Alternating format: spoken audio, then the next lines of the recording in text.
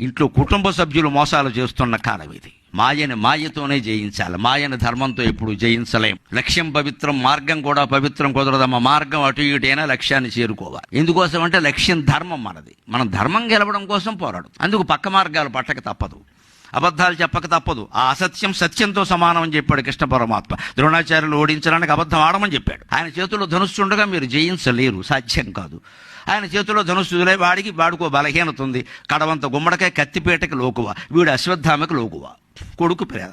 ఆ కొడుకు పోయాడని చెప్పండి. మాట్లాడకుండా అప్పటికి భీముడు వెళ్ళి అశ్వత్థామ అనే ఏనుగుని చంపితే అశ్వత్థామ హతహ కుంజరహ అన్నాడు. అశ్వత్థామ హతగానే బ్యాండమేళం బాగా మోగించారు. కుంజరహ ఎవడికి వినపడలా. అది కృష్ణ పరమాత్మ ప్లాన్. బావా రథచక్రం బయటికి తీసుకుంటున్నాడు, చంపకూడదేమో అంటే మోకాల మీద గిల్లి ద్రౌపది వస్త్రాపహరం ఉన్నప్పుడు కర్ణుడు మాట్లాడిన మాటలన్నీ గుర్తు చేసి దగ్గరుండి బాణం వేయించి చంపించాడమ్మా. ధర్మాన్ని రక్షించాలంటే అంతే. ఇంట్లో కుటుంబ సభ్యులు మోసాలు చేస్తున్న కాలం ఇది. మాయని మాయతోనే జయించాలి. మాయని ధర్మంతో ఎప్పుడు జయించలేం. లక్ష్యం పవిత్రం, మార్గం కూడా పవిత్రం కుదరదమ్మ. మార్గం అటు ఇటైనా లక్ష్యాన్ని చేరుకోవాలి. ఎందుకోసం అంటే లక్ష్యం ధర్మం మనది. మనం ధర్మం గెలవడం కోసం పోరాడు. అందుకు పక్క మార్గాలు పట్టక తప్పదు, అబద్ధాలు చెప్పక తప్పదు. ఆ అసత్యం సత్యంతో సమానం అని చెప్పాడు కృష్ణ పరమాత్మ. ద్రోణాచార్యులు ఓడించడానికి అబద్ధం ఆడమని చెప్పాడు. ఆయన చేతిలో ధనుస్సుండగా మీరు జయించలేరు, సాధ్యం కాదు.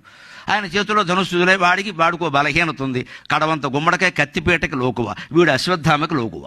కొడుకు ప్రేద.